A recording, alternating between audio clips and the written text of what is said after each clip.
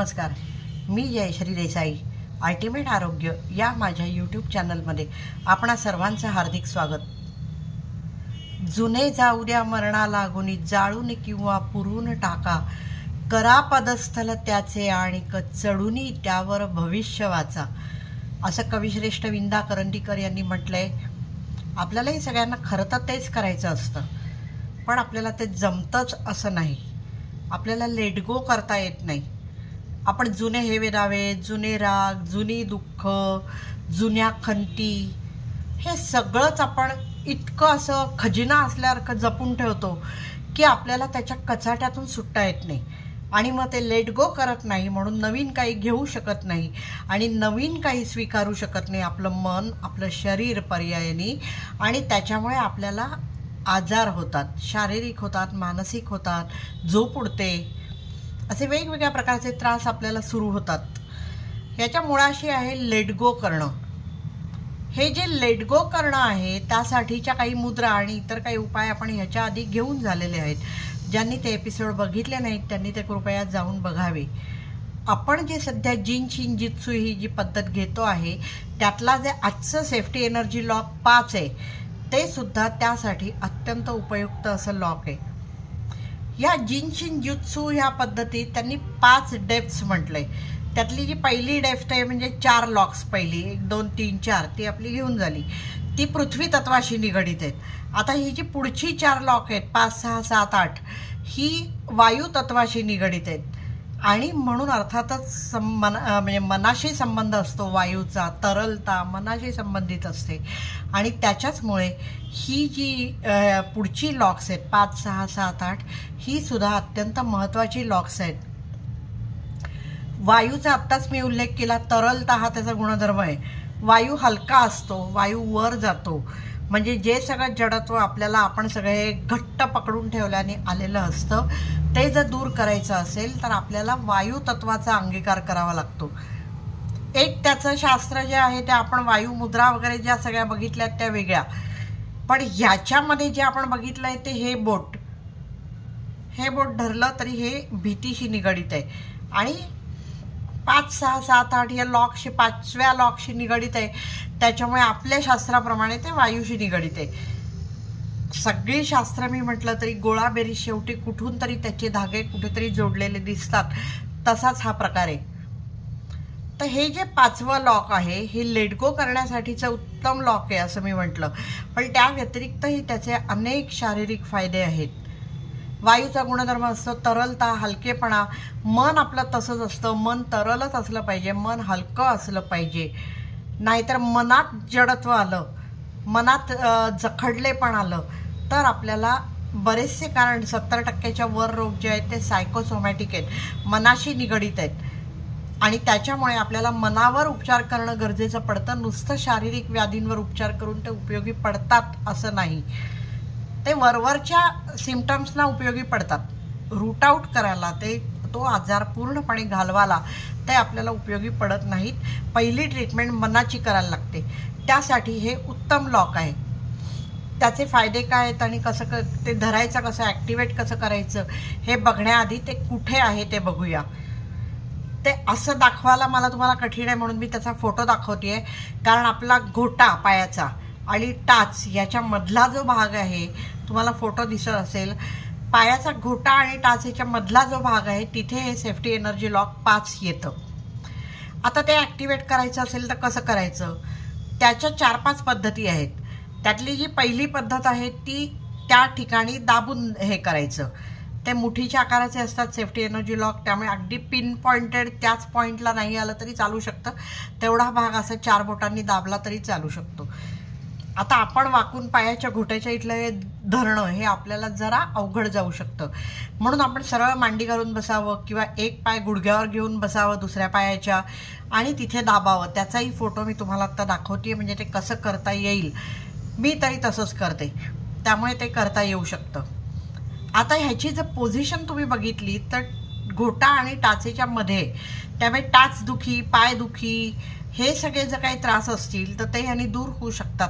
हे वेगळं सांगायची गरज नाही, ते ऑब्व्हियस आहे की ते तिथे दाबलं की ते त्याला आराम मिळणारच आहे. त्यामुळे अनेकांना टाचदुखी, कंबरदुखी, विशेषतः बायकांना त्रास असतो, पायदुखी, त्यांना सगळ्यांना ह्याच्यात फायदा होऊ शकतो. हे जे ॲक्टिवेट करायचं आहे त्याची दुसरी पद्धत अशी आहे की उजव्या हाताने डाव्या खांद्याच्या मागच्या साईडला धरायचं. हे झालं सेफ्टी एनर्जी लॉक 3. त्यामुळे या हाताने इथे धरायचं आणि हा जो हात आहे तो आपल्या डाव्या साईडच्या जांघेवर धरायचा. त्याचाही फोटो मी तुम्हाला दाखवतेय.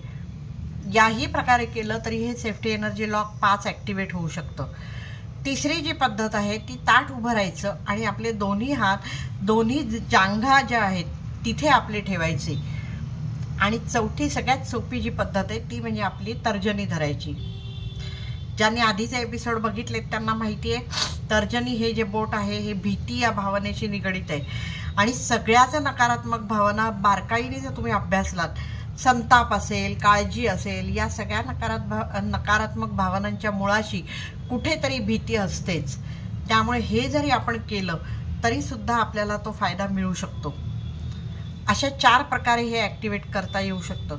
आता ते किती वेळ करायचं तर 10 ते 20 मिनिटं तरी करावं, पण त्याच्यापेक्षा जास्त कितीही वेळा आणि कितीदाही केलं तरी चालू शकतं. लक्षात ठेवून तुम्ही ते जर करत राहिलात तर तुम्हाला त्याचा फायदा लवकर होईल, जास्त होईल. पण निदान नाही तर 10 ते 20 मिनिटं तरी करावं, लक्षात ठेवून करावं.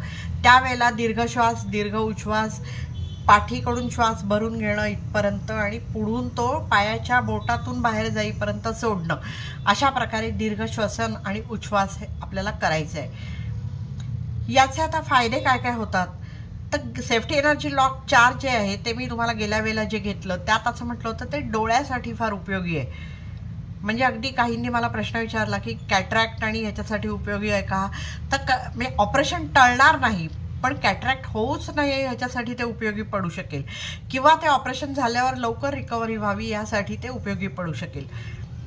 ते 4 हे डोळ्यासाठी जसं उपयोगी आहे तसं हे जे आहे हे कानासाठी उपयोगी आहे.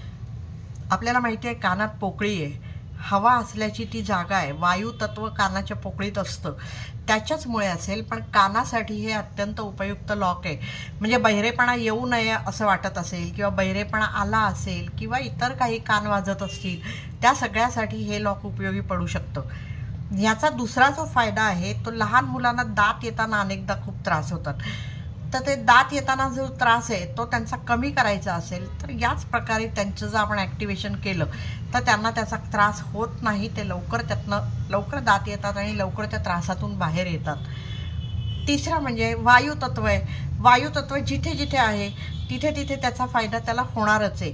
त्यामुळे हृदय आहे, श्वसन संस्था आहे, जिथे जिथे पोकळ्या आहेत आणि जिथे जिथे वायुतत्व आहे तिथे तिथे हे लॉक ॲक्टिवेट झालं की फायदा होतो. त्याच्यामुळे हृदयाला पाल्पिटेशन्स असतील, अस्थमा असेल, ब्रॉन्कायटिस असेल, श्वसनाशी संबंधित कोणतेही विकार असतील किंवा हृदयाशी संबंधित कोणत्याही समस्या असतील तर त्यात हे लॉक ॲक्टिवेशन आराम देऊ शकतं. अर्थात एक लक्षात ठेवलं पाहिजे, जेव्हा सिरियस आजार असतो, हृदयविकार असतो, तेव्हा मेडिकेशन बंद करून हे उपाय उपयोगी होत नाहीत. हे एक तर प्रिव्हेंटिव्ह म्हणून उपयोगी पडू शकतात किंवा ते दुखणं चिघळू नये याच्यासाठी किंवा लवकर रिकव्हरीसाठी उपयोगी पडू शकतात. पण डॉक्टरी सल्ल्याने जे काय औषधोपचार चाललेत ते बंद करता येत नाहीत आणि ते करू नये अशी माझी विनंती आहे. त्याचा तिसरा जो फायदा आहे तो श्वसन संस्था, हार्ट. हे जसं झालं गर्भाशयात पोकळी असते, तिथेही वायू असतो. मासिक स्त्रावाच्या समस्या अनेक स्त्रियांना असतात, कमी होतो किंवा जास्त होतो, त्यांनाही त्याच्यातून फायदा होऊ शकतो. तसंच आपल्याला हे जे लॉक आहे हे कमरेचे आपले जे शेवटचे 4 मणके आहेत त्याच्याशी निगडीत आहेत. आपण इथे हात ठेवून जांघेपाशी वगैरे ते ॲक्टिवेट करतो, त्याच्यामुळे ते जे 4 मणके आहेत त्यांनाही त्याचा फायदा होतो. आणि त्यामुळे पाठदुखी, कंबरदुखी असं असेल किंवा त्याचा ताण सायटिकासारख्या दुखण्यात पायावर येत असेल, नस दुखावली असेल तर त्याच्यासाठी सुद्धा हे लॉक उपयोगी पडतं. त्यामुळे ह्याचे अनेक असे फायदे आहेत की ज्याच्यासाठी आपण हे लॉक रोज एकदा तरी ॲक्टिवेट करावंच. तुम्ही ते कराल अशी आशा आहे, करा अशी माझी तुम्हाला विनंती आहे.